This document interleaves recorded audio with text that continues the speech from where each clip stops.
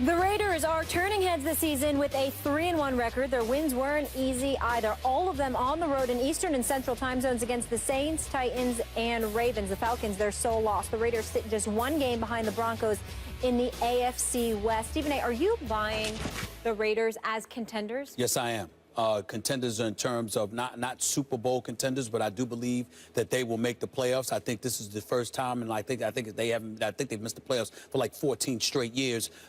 In the past, particularly when they let go of Hugh Jackson, I was really on the GM McKenzie. Not anymore. I think that when you look at what they've built in Oakland, it's incredibly impressive. Now, they got to get ready to get on their knees and just, and break the bank to give to, Khalil Mack, because he is the Mack daddy. He is the man. No question about it. But so is Derek Carr. 9 touchdowns, just 1 interception, complete 68% of his passes, already thrown for over 1,000 yards in the first 4 games of this season.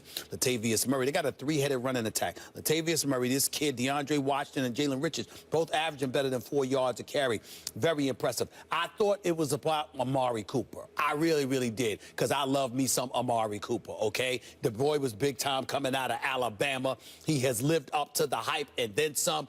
But my Lord, Michael Crabtree, talk about a rebirth. I mean, this brother shows up. Crabtree is handling his business, and it seems ideal that he's your secondary option at the receiver spot. Experienced, and knows what he's doing, knows how to play the game. He wasn't a #1 in San Francisco, which Richard Sherman showed us, but at the same time, he's a quality #2 guy with Amari Cooper there with him.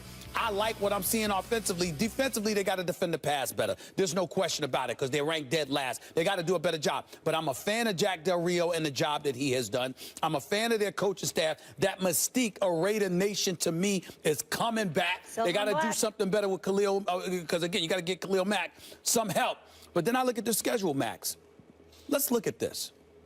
They're 3-1 now, 3 consecutive road wins, all right, to open the season. Hasn't been done in a long time by them. But then you got Kansas City, Jacksonville, Tampa. Of course, you got Denver at home. You got Houston at home on a Monday night.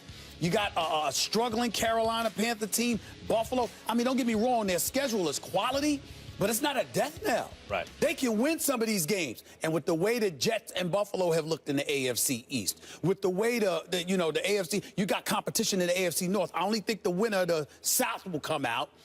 I think they got a shot to compete with one of the teams in the North for that second wild card spot. I think this is the year the Raiders make the playoffs. They do have a shot to make the playoffs. In that sense, they're contenders. But when I hear, are they contenders, I think, are they Super Bowl contenders? And I think everyone is a year early on that. Everyone sees it coming, so everyone wanted to be the first one to say, oh, watch the Raiders. Right. The Raiders are not Super Bowl contenders this year because they don't play defense. Now, Khalil Mack, let's start. First of all, everyone knows Carr's excellent. Amari Cooper's excellent. No question about it.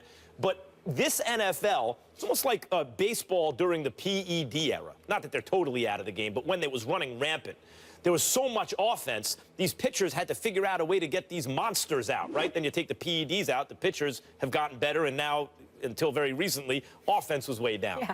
The response to the rules changes in the NFL and the aerial attacks have been sophisticated defenses that, in fact, nowadays when you look, who do I really like to win the Super Bowl? I know you don't like Minnesota, but I think they're one of the leading candidates now. Certainly the Broncos, as they did last year. Carolina had a great defense. Seattle has a great defense. The teams you really like are the really good defensive ones. As a response to these high-flying offenses, the Raiders have the offense down, but the defense, I talked about expected points allowed.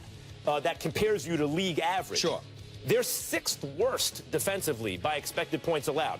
And you brought up Khalil Mack, who I think Aaron Donald's probably the best defender right now in the NFL, at least, up front.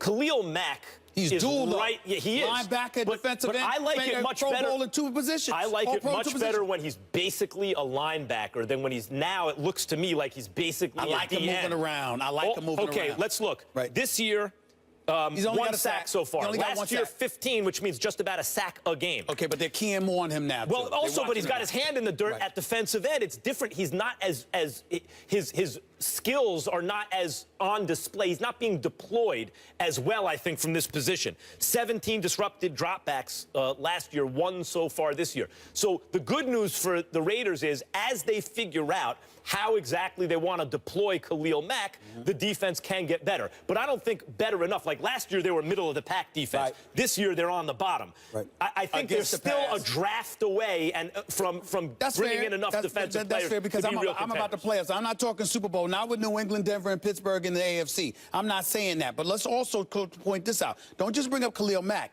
In 4 games, the Oakland Raiders have 5 sacks. That's nothing. I mean, that's nothing, all right? Their leading sacker is Bruce Irvin. He's got 2. But you acquired him in the offseason. What I'm saying to you is this. Let's look at what they're doing offensively, and let's look at how they're going to try to compensate.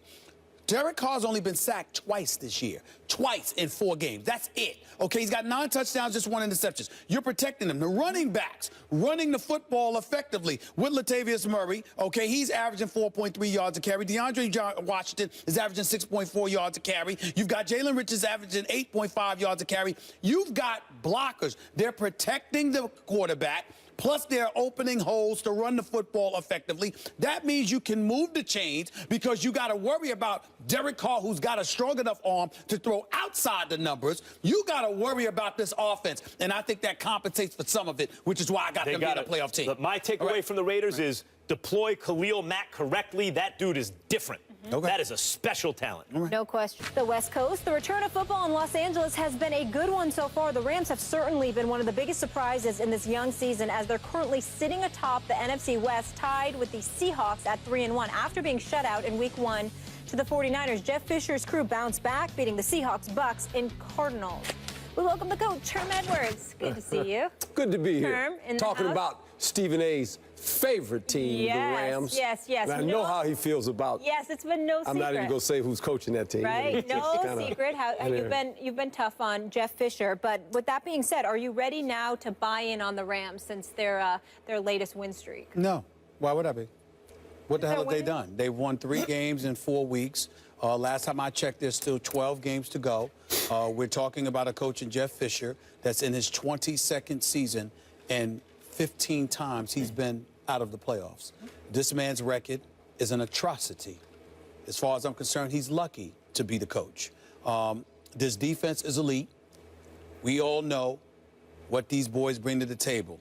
They've got Ogletree. He's leading the team in tackles. You've got guys, you know, like a Quinn. He's got a couple of sacks on the year. They've only got 7 sacks on the year, but Quinn's got a sack. He's got 2 sacks. Hayes got a sack. Aaron Donald's only got a sack and a half or whatever. But the defense is definitely big time. There's no doubt about that. We look at them offensively, okay, with Case Keenum as your quarterback, what do you expect? You're ranked 30th in the league offensively. Dead last in yards accumulated, 30th against for the pass, 30th for the run. So clearly your defense is carrying this team. You just drafted a guy #1 overall while Carson Wentz and Dak Prescott, even though Trevor Siemian was drafted the year before, they're playing. You see a guy in Jared Goff who wasn't even on the active roster for Week 1, and we haven't seen him throw a pass yet. It's still early. We get all of that. But what I'm trying to say to you is that when you have a number of years spanning decades of ineptitude, 4 games does not erase I also that. don't believe in the Rams. I think that, look, I'll tell you why, Coach. Wow. First of all, they have 2 good wins. The good wins are against Arizona and Seattle. You know who they beat last year? Arizona and Seattle. I mean, divisional games, rivalries, that, you know, lesser teams can beat better teams. This happens. Yep. You know the Rams play Seattle tough, and they beat Arizona last year, too. Here's the thing about the Rams. Going into this season, I looked and thought, they have a good defense, good front 7. If you played them in daily fantasy last year, you know they'd rack up a lot of points for you, right? They have an offensive line. Their strategy is get rid of the ball quickly, but still the offensive line not so bad, and a great running back in Todd Gurley, potentially the best in the game in the not-so-distant future. They have a pretty good receiving core. They just were missing a lead wideout, in my opinion, Coach, and a veteran quarterback. Why they decided to trade up to draft a rookie quarterback who didn't look like a Cam Newton or an Andrew Luck in college and not just use that to draft a wideout who we've seen, Amari Cooper, Sammy Watkins, Odell Beckham Jr., assume that lead wideout role right out of college, and then bring in a veteran quarterback like what Minnesota did with Bradford or RG3, although he got hurt. Kaepernick, different guys were available. I don't know. I thought that would have been a better strategy. But, Coach, I agree with Stephen A. here. Based on Jeff Fisher's recent history and just these 2 wins, the quality wins, I don't believe in the Rams. Wow. Without a quarterback. Wow. That's really disappointing for me. Because all of a sudden, all 3 of us kind of agree. You were gonna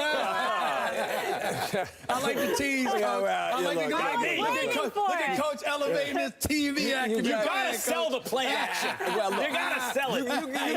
Not selling the play action. You guys made some good points because the Rams in the last 2 years in this division, they're 6-3.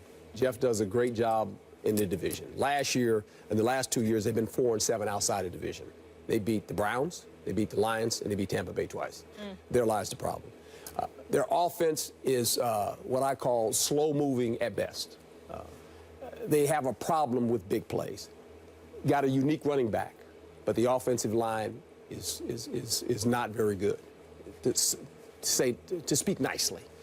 Their defense is in the middle of the road. They got a good front. They got a great corner in Tremaine Johnson, very, very good player. But they're in a division right now where you see some teams struggling, Arizona being one. Seattle's going to continue to get better. I would hope Arizona will get out of this lull. But Arizona's got some issues, too, when you look at them. And I said it in the preseason. I didn't like the way they looked. It was just something that was bothering me. They got 12 games left. They'll probably get this thing going because they're talented enough in that. But the Rams are a team right now that when the season continues to play out, I think it'll catch up with them. Because they can't score points. They cannot score points. When they're forced to score points, they're going to get in trouble. Well, let me ask you this Quarterback. question. Let me ask you this question, Coach. When do we get to hold Jeff Fisher accountable for everything that you just diagrammed for us as it pertains to their woes as a franchise? Well, you can hold him accountable. I mean, all coaches are held accountable. He has a unique talent in this sense that when they moved, the owner and the people in charge felt like he would be the best guy through the transition of the move. I think he's got pictures on somebody. I don't understand it. You're like, what is that guy know? Look. I forgot. 3-1. Listen, I'm not going to mention the guy. I'm not going to mention the guy's name. But when I was in L.A., because my man Max invited me to that HBO party, I'm still indebted to that.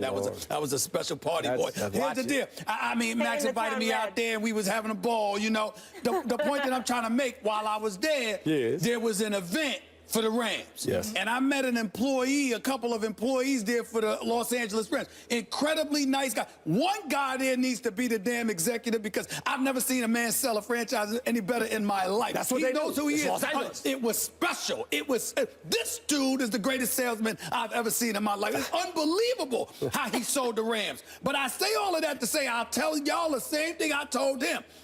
You know, the Jeff Fisher we got to check Kroenke's past or something. Something wrong.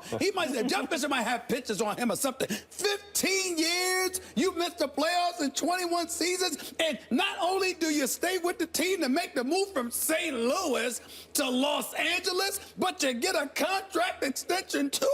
I mean, I got to figure out what Jeff Fisher got something on that man. He's got something on that man. I'm just saying this was before the first place. In a competitive division. This was before the first place. This was before the first place. He's got something on him, Coach. Well, he's in